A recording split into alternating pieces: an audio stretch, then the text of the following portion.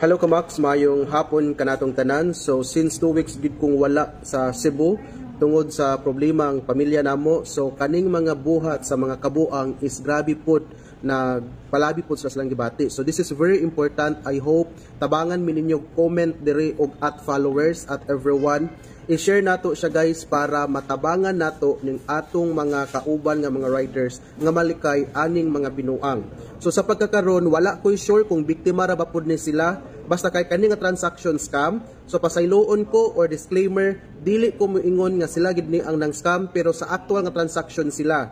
I-quoted lang nako basin gigamit ra pud ni sila maunang atong tabangan pag-share aron makuha nato ang habig sa ilahang part. Makahatag sila og information kay as of now since dugay kuha kabalik unya karon pa nako nalihok ang mga reported issues, there are actually 10 numbers nga ilang gipuli-puli pag-insert sa duha ka cellphone, Samsung og Infinix nga cellphone nga ilang gipuli-puli ra gyud aron ma-successful ang ilang pagpang-scam. Usbo nako confirm 101% nga scam ang transaction using 2 different cell phones, inserted 10 different cellphone numbers. So i-flex na ko ilang mga dagway since mauni ang akto nga kuha sa ato ang driver unya as per contact sa ilaha is dili na gyud sila ma-coordinate.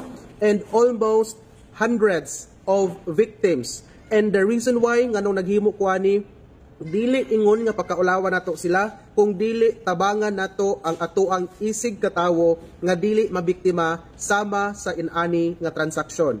Kay ang pagpanginabuhi sa kadalanan considering they are riders dili sayon, no? Ang ako lang is ma-flex nato sila kay just in case na ay makaila nato is matap nato ilang shoulder unya mapavisit nato sa office para makuhaan natong habig. Sa akong giingon, confirm scam ang transaction. At the same time, kaning mga tawhanan ni sure ko nga dili na sila bata. So, responsible na gyud sila sa mga unsay mahitabo. And if sila dili sila ang mastermind pero victim sad sila pero kanang accessories of the crime. And let's try to find it out. I-search ni sa inyong cellphone or basta naka-save ni sa inyo basta nakaila mo ani, help me to figure out. Lantawan ni. Alright, padayon ta mga kamax. So mauni ang nako ka mga numbers. Ang una nga numbers guys, ang iyang location Kampothaw ug Talamban ang mga bookings. Ang number 2 Kampothaw to Talamban. Number 3 nga number is Lahog.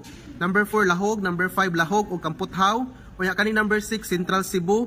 Ang number 7 akong natawagan pero gipatay.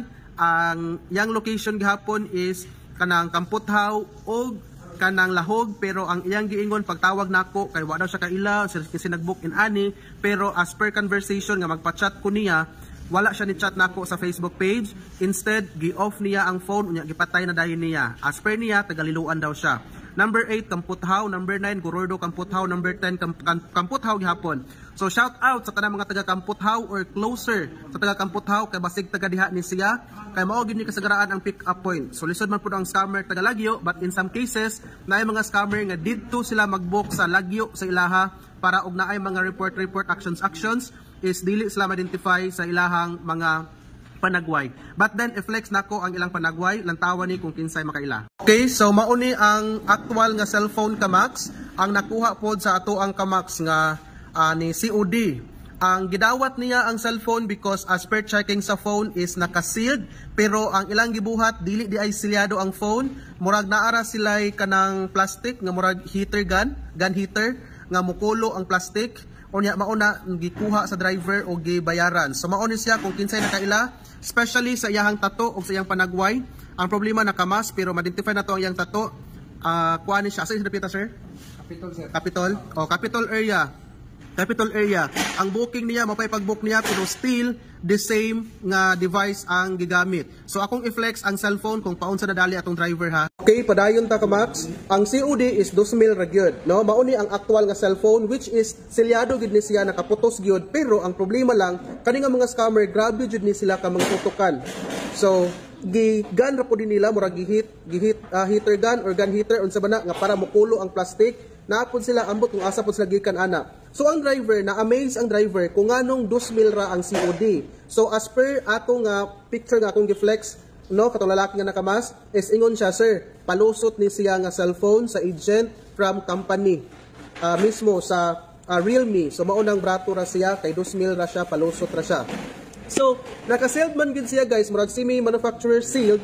So kay gisilyado lagi nila nya bago pa pud kaayo gyud. So maunang gihatag COD ni driver nya ni picture siya pero gipangayuan og actual ID, nabilin daw yung ID nya. Aydo ka balaka kay original man ang phone, okay?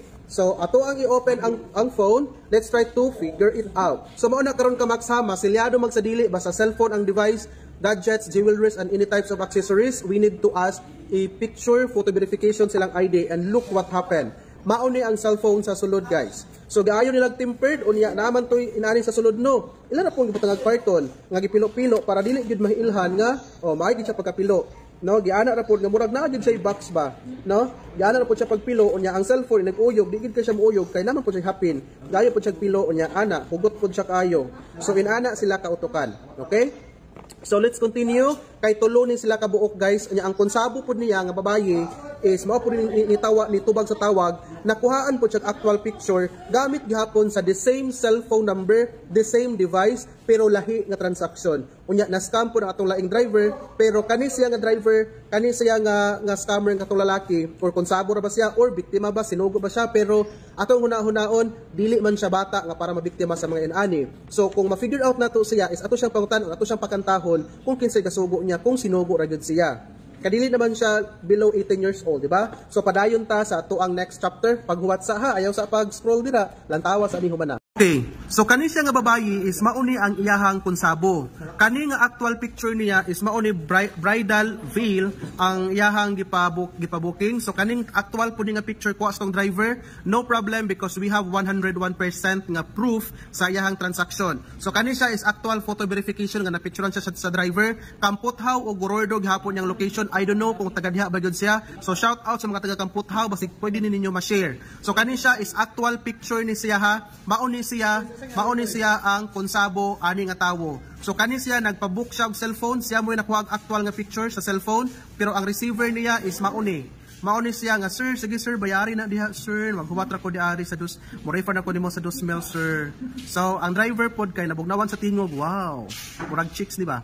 So mao ni siya guys ha, mao ni siya. Mao ni ang nakuhaan actual nga nagpa-deliver, mao ni siya ang receiver nakuhaan gapon actual nga picture sa ato ang driver. At the same time kani siya as per checking validating mura pud siya kamax nato pero lahi pud ni siya nga scammer, lahi pud ni siya nga scam.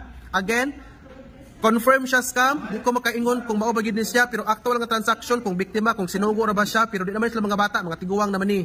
Daghan pud sila mga transaction nga scam. So kani siya mga pantalon, shorts, paghuman kay iyahan na pong gi-block ang driver. So mao na siya akong panawagan ninyo nga kailangan kita mo picture kay just in case maka-picture ta naara gid tay refund or voucher refund para madili masayang ang inyong income, ang inyong kwarta.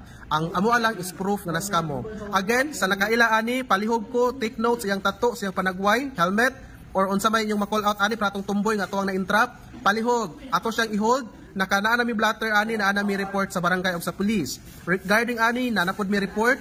So just in case makaila mo ani around Gorordo, Kamputhaw. So padulong apas man nila mga booking pero ang ilag yung area kay Kamputhaw o Gorordo, palihog ko o kanipod siya. Kung makontak ninyo siya, palihog ko o makaila mo ani, palihog ko PM ana akong Facebook page or comment lang nga PM or kung gusto ka nga dili ka mabutyag nga ikaw, palihog ko i-comment lang or ayo lang comment, i-PM lang ko privately. Muhatag ko 1,000 sa tawo nga makatudlo exactly. Posbo nako, dili ko kwartahan nya bago ra pud among kwarta nga gasto gyud tungod sa mga panghitabo, but willing me muhatag og 1,000 kung kinsay makatudlo, kinsay maka-inform kung kinsa ni silang mga tawhana or taga-asa para atong matagan og legal action. Again, usbo namo is dili pagpakauwaw kay kahibaw ta nga ang pagpakauwaw dili maayo. Pero tungod sa kadaghan nga ilang gibuhat nga daghang nahasol, daghang na scam, daghang kwartang nasayang, mao na nga among himuan ni naani nga video na blatter na sad ni siya, nahimo na po siya report para maundang og wala na laing tawo nga mabiktima.